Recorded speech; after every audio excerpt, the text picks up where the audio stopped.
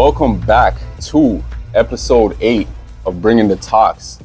We are here live in effect. I just want to say a special thank you to everybody that, tunes in, everybody that's posting, reposting, liking, sharing, commenting. That shit really means a lot to me. It does not go unnoticed. I appreciate all you guys from the bottom of my heart. This means the world to me to be doing what I love and to have people that I love supporting me. So, getting straight into it. We got Juno Award nominated. I'm talking award-winning rapper, songwriter. She's been seen on TSN, Nike. We talking Foot Locker, and trust me, the list goes on. You'll hear who's coming up next after this. Cause if I write it down once, that's from my soul, then I can eat up off it. I love this beat, I lost it. Legacy defining moments, Jordan Game 6. Cross, fade. All right, welcome back, guys. As you heard in the intro, we got a very special guest. You guys heard what she did, where she's been seen.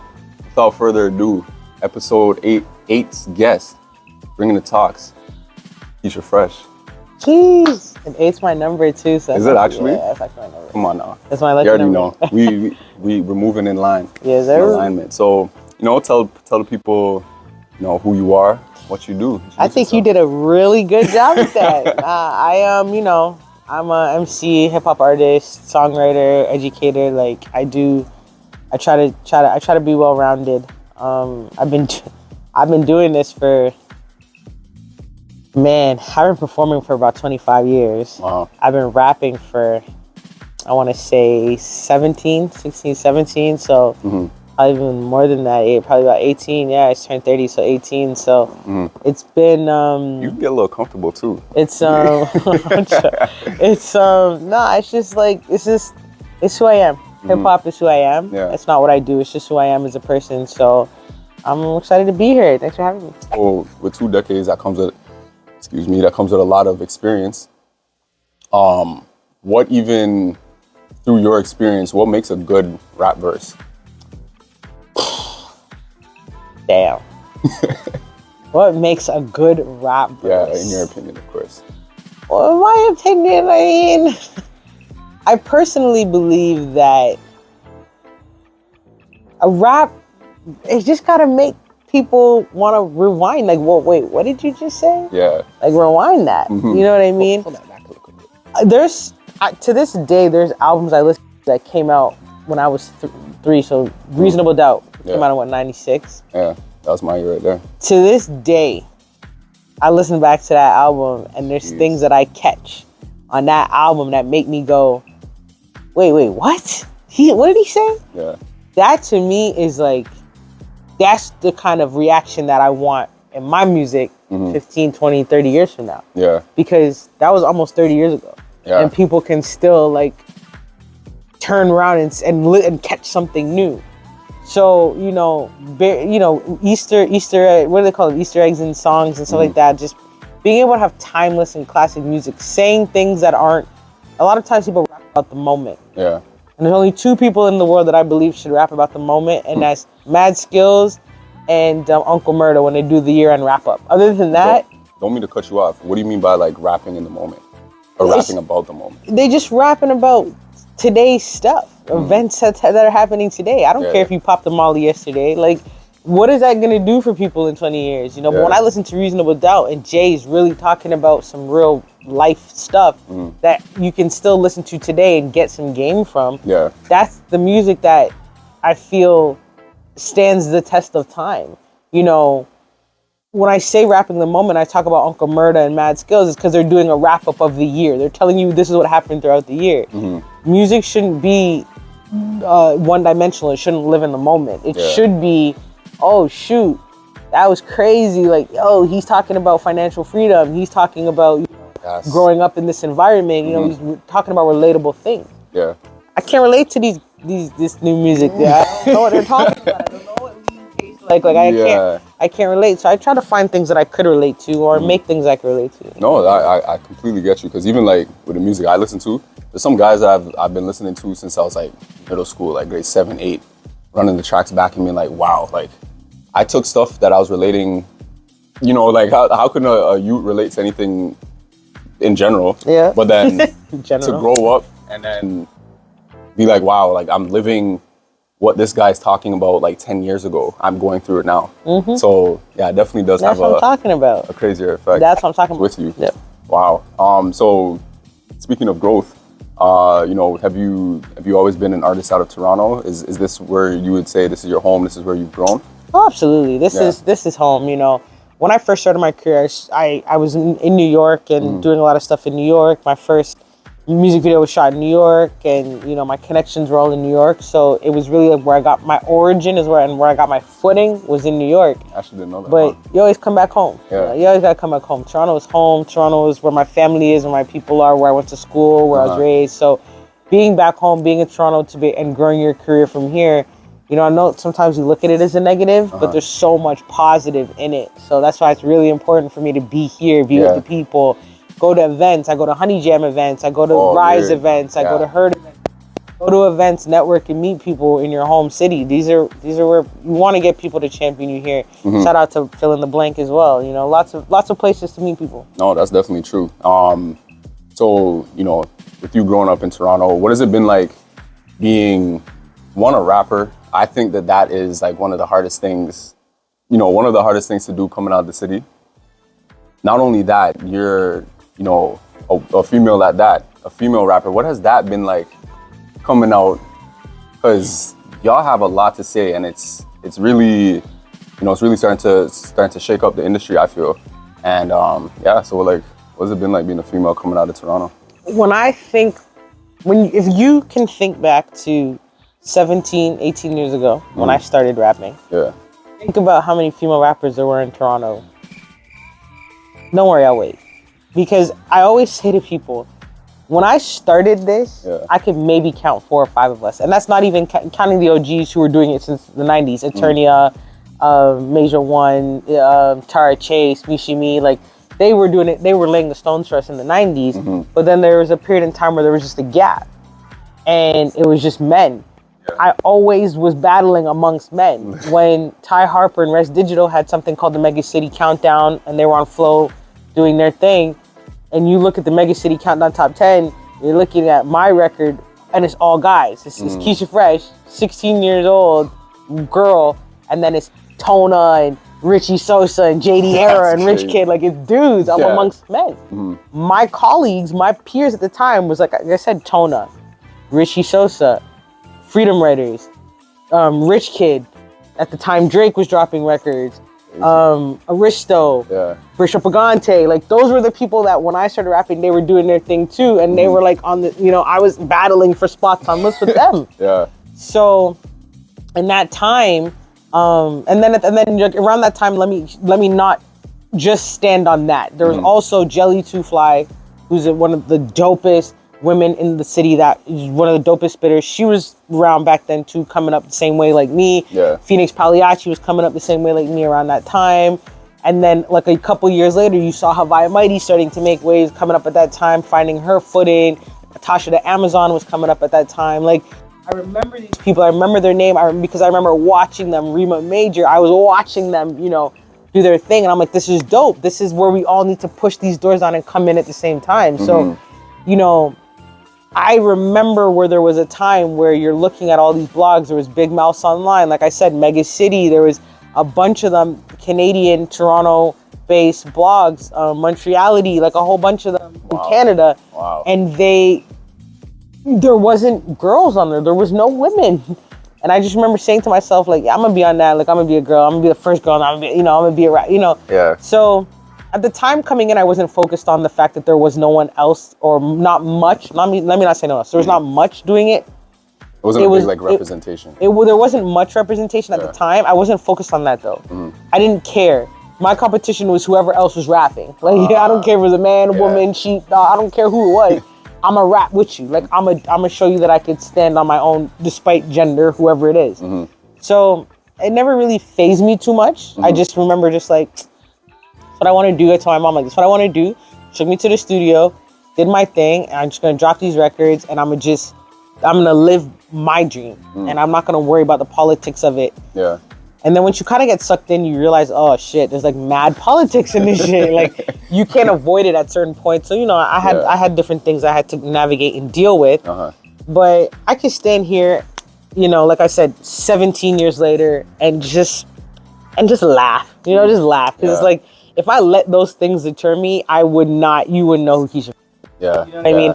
I just kept going. I've made friends. I've made family, lifelong partnerships, relationships in this music thing. And that's it. Just keep going. So what would you say is like that formula to keep going? Because you've been doing this, like you said, for 25 years. 5 years now. It got to be more than just more motivation. Oh, yeah. Oh, God. Yeah. Relationships are really, really, really important. I have parents who believe in me. Like, a lot of my colleagues can't relate because, you know, when you have West Indian parents, like I'm from Guyana, my parents are Guyanese. So like when you have West Indian parents, it's more like sometimes like, oh, you gotta be a doctor, lawyer. You know, they already have visions of what they want their children to be. So you say I want to be a rapper. It's like, I just remember the day I told my parents I want to be a rapper, they're like, okay, cool. How do we do it? Like, what do we gotta do? So from day one, my parents have supported me financially, emotionally, everything. They've been there. They come to my shows, like they show up. My mom is like my biggest fan, you know, so having supportive parents was definitely like a privilege for me in this. But outside of that, and family, not just parents, my family, aunts, uncles, everybody has supported me.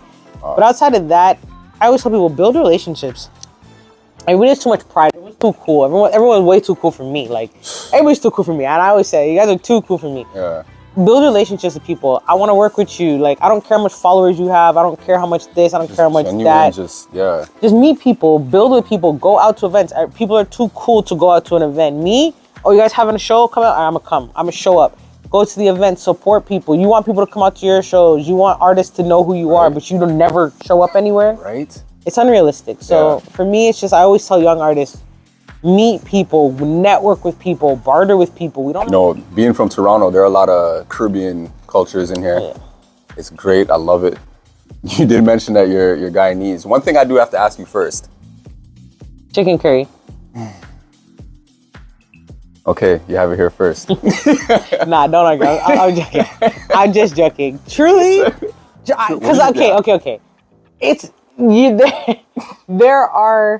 There's a linguistic side to this. How do you chicken a curry? You curry a chicken. Yeah. So the argument for me is definitely, I say curry chicken. Like when I order, like I get curry chicken.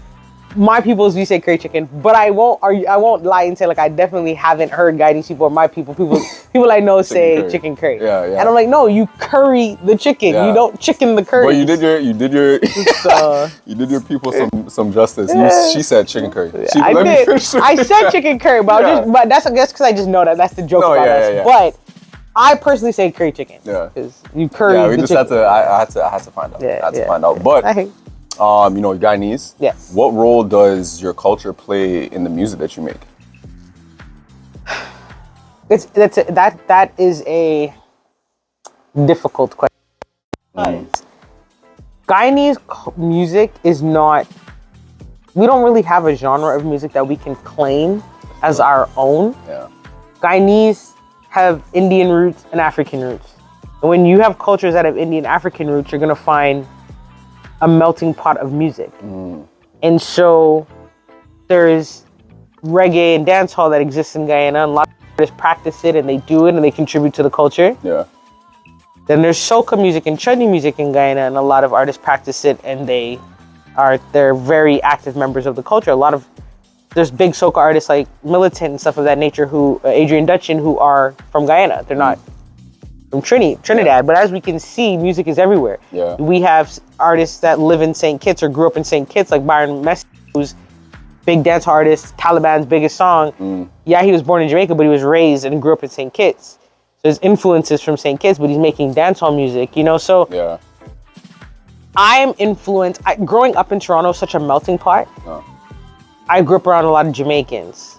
You know, I grew up around a lot of Filipinos. I grew up around so many different cultures. So within my own culture, my parents played reggae and soca and dancehall and 70s music and 60s music, and and Marvin Gaye. Like I heard everything in my home. Yeah. My uncles and my older cousins played hip hop, so I was exposed to everything. So I wouldn't necessarily, my Guyanese culture, I can't pinpoint exactly how it influences my music directly as far as sound, but I can say that the pride that I have for my culture allows me to speak about things within my culture in my music. Like when I did a record that Jay Shams produced called Rambo's Freestyle, in that I say I'm from Guyana, so the gold on my next one, because you know Guyana's known for their gold, and I always wear a lot of gold. And sure, the bangles, I see you got a ring. And that's, I kept it light today. I never take this off grandmother's ring, but one of the biggest things I always say is like, me and my cousins always joke with people, say, well, we could swim in our jewelry because it's real. Like if you see gold on me, it's real. You know what I'm saying? You could take, so we always had those conversations. But it don't matter, cause I spin the habit. And yo, the shoe game like an addict. I gotta live up to my name. I'm from Guyana, so the gold off my neck swing. But yeah, I see you wearing a soccer jersey. Oh yeah, I'm a football fan for real. Arsenal. That's my squad. They playing tonight a little friendly game at 8:30. I it's appreciate you. Okay, it's all right. Listen, hey. Yup. Hey, I honor my commitments. They do have a friendly playing MLS All-Stars tonight. I'm gonna go back and watch the replay of the game. But no, honestly, like I'm a sports person. I grew up playing basketball. You know, I've always been in sports, and it's you know, so that soccer. Like, you know, I call it football, but you know, they call it soccer in this country. It's something that I think is like, music to me is a language that unites all people. I feel the same way about football. It's a language that unites all people. Every country, there's a ball on the ground and people are kicking it. Doesn't matter what country you're from, right? So it's such a beautiful sport. It's a poetic sport, and I absolutely love it. And you know, you still playing to this day? I play basketball is the only sport that I might pick up and dribble. Yeah. But other than that, I had no cartilage left in my knee. I got arthritis in my knee. I got nerve damage, so I don't play sports like that no more. But now I'm a big sports person. I love American football, soccer, everything. Love sports. I like cricket. That's my sport too. So. Jeez. Yeah. Okay. Yeah. But you know, just touching back on what I was saying, you know, when I introduced you, you know, Juno Award nominating. What did that feel like? First of all, being nominated for an award that, you know, that's well established. We'll just keep it. Let me not load you up with a too much of a loaded question. But yeah, what did it feel like receiving a nomination for such an established award? I knew it would come one day. I didn't know how though. That was the part that was most emotional. You know what? How did you build that confidence? Because from the moment you came through the door, I just felt that energy with you. You know, you're confident. You move with like a very like just calm but almost stern kind of energy. How was that developed? Just taking a quick little detour. Damn. I don't know. I think that people respect you when you're. It's funny that you say that because I had a really bad day today. And today's been a really rough day. So having a very rough day and right before coming in this room having a very difficult conversation with someone, it makes you still have to show up. I always tell people this. Nobody gives a fuck what you're going through. Yeah. When I have children, I'm going to tell them that the day they're born for every day of their life. It's one of the biggest pills to swallow. It's the toughest one. But once you swallow it, I promise you your life gets better. People don't care what you're going through. People don't care. I texted you and I said, I'm going to be late. I'm sorry. But it's not, I'm going to be late because this and this happened. It doesn't matter. People don't care. Just show up. And so one of my biggest things in life is I need to show up. When I make commitments, I have to show up. I don't like canceling on people. I like changing things. I have to show up. So deal with what you have to deal with, compartmentalize it, figure it out, and show up. So me walking into this room is like, hey, I'm here, what's up? Let's go, I'm ready. That confidence just kind of comes from years of just smalling up myself. Like I used to be, I'm still a very shy person. I'm really shy, I'm really timid. You know, sometimes people take advantage of that. And after years of people taking advantage of you, after years of having to small up yourself and having to be scared and nervous, any room that I walk into now, I'm supposed to be there. So I walk into it as if I'm supposed to be there. And it just is what it is. I'm not You know, I told you I'm tired. I'm just tired. I'm tired of being worried and scared and wondering and nervous. All that stuff. Every time I do a show, people say to me, "Yo, you're not nervous?"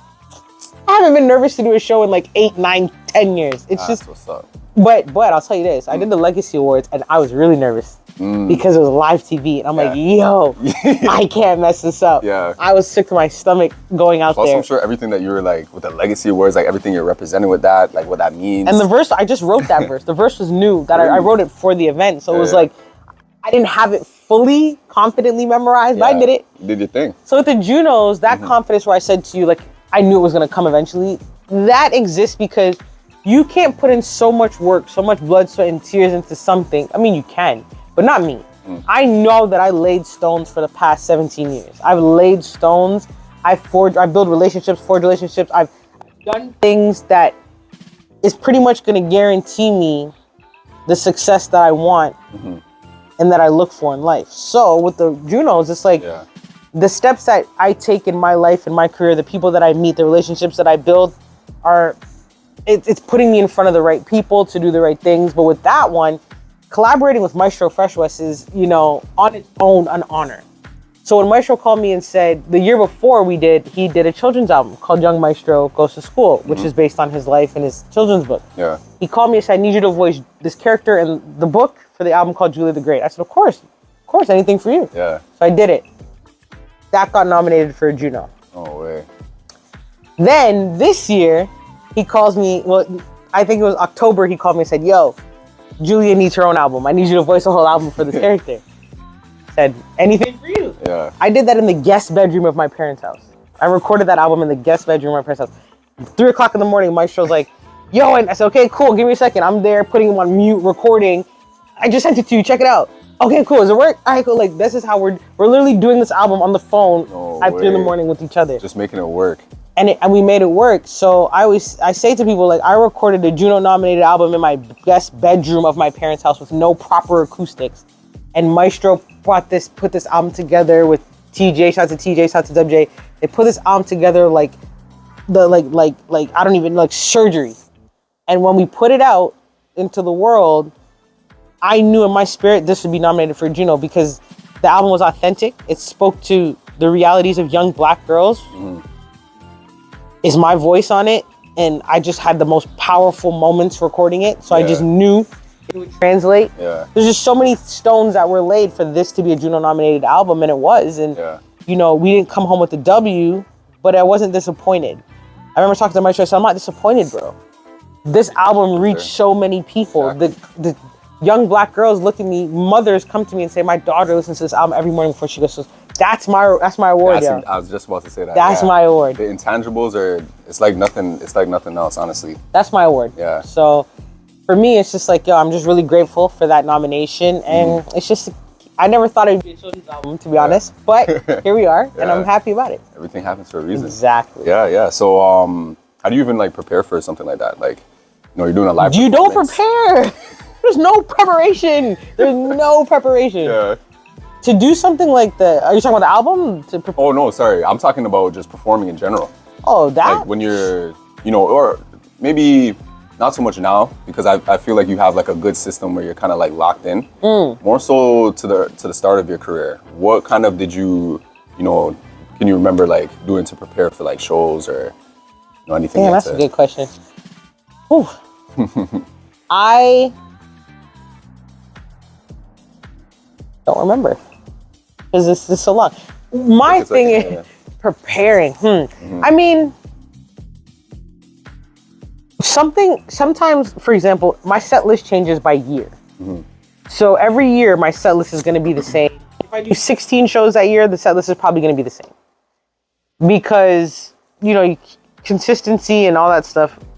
But back then, when I first started, I didn't have that much songs under my belt. It was really just like, people were booking me to perform 1 or 2 songs. So I was like, okay. The preparation for that for me was always, at the beginning of my career, the preparation, there was none. I'm not gonna lie. I didn't prepare. I just, I have a show, cool.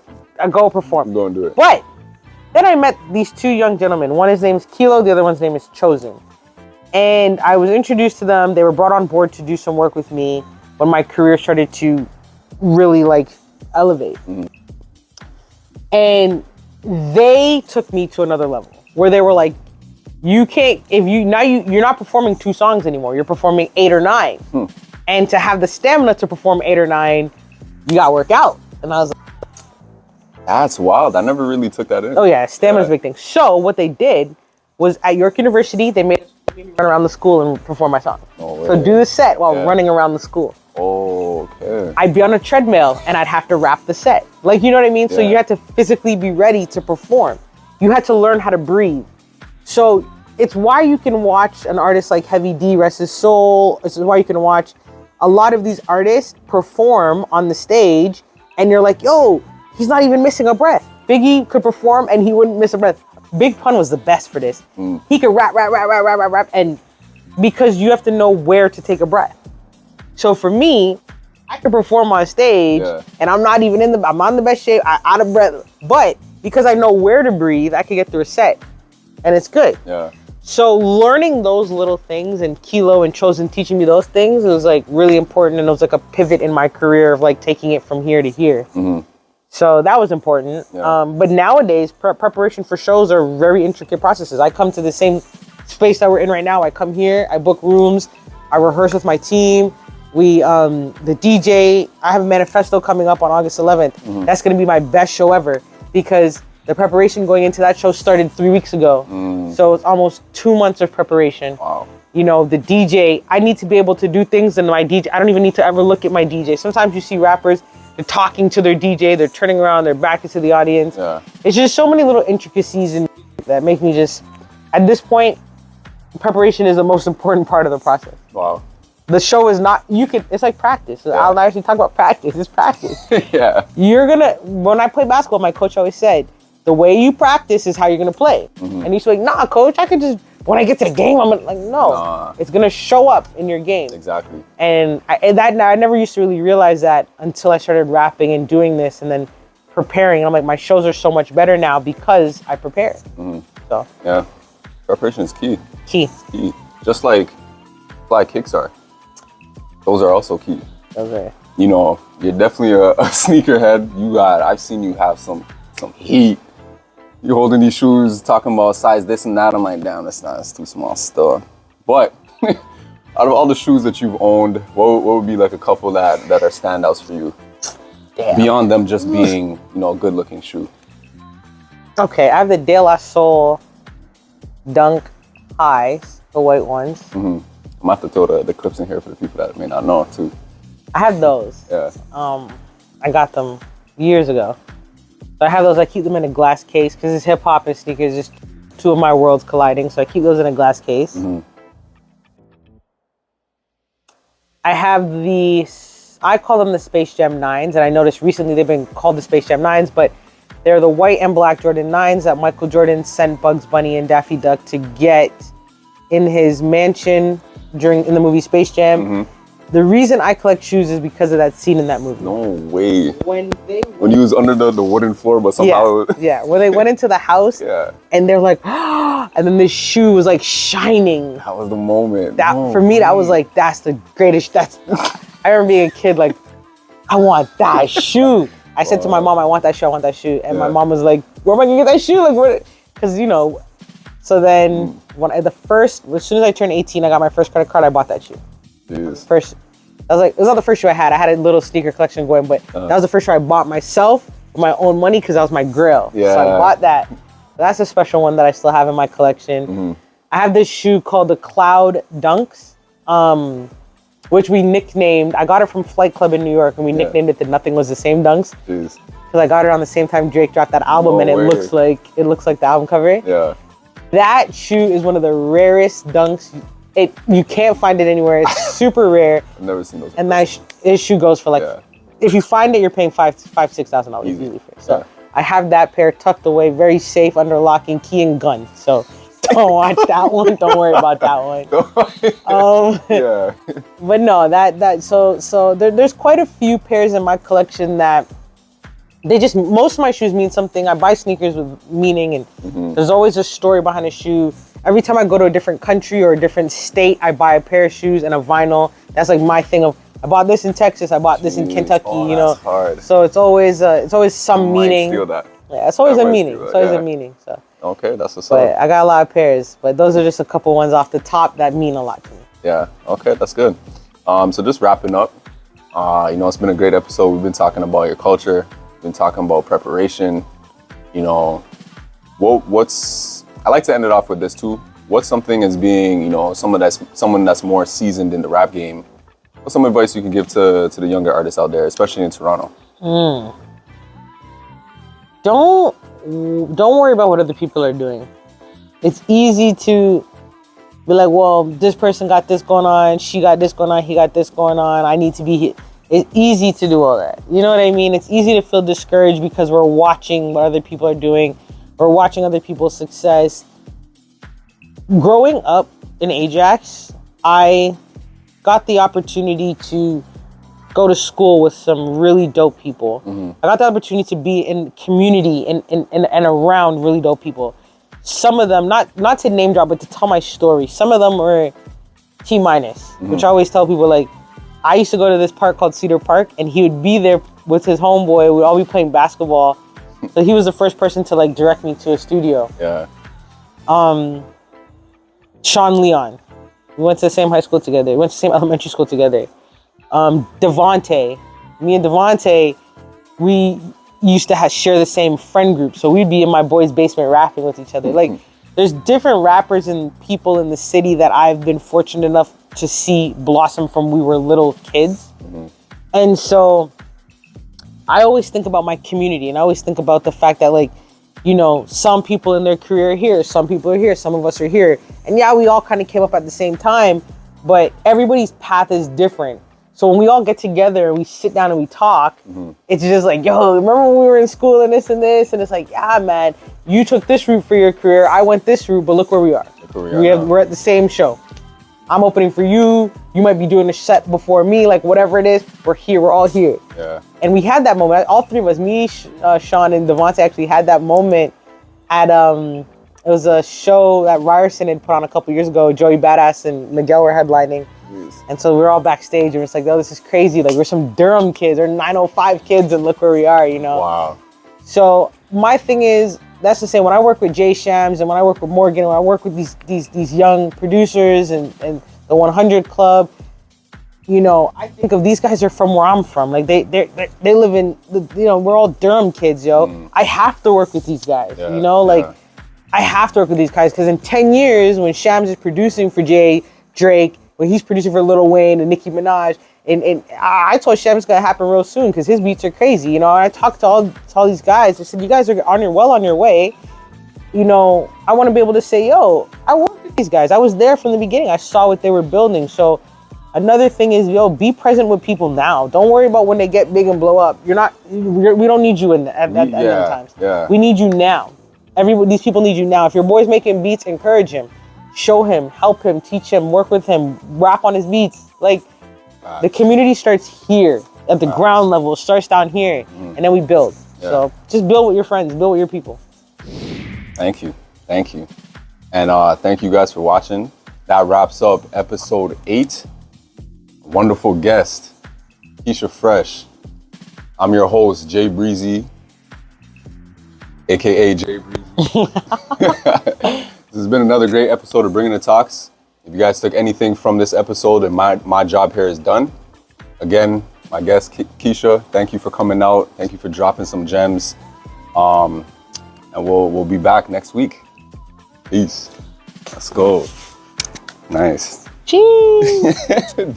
I'll try it. Come on now.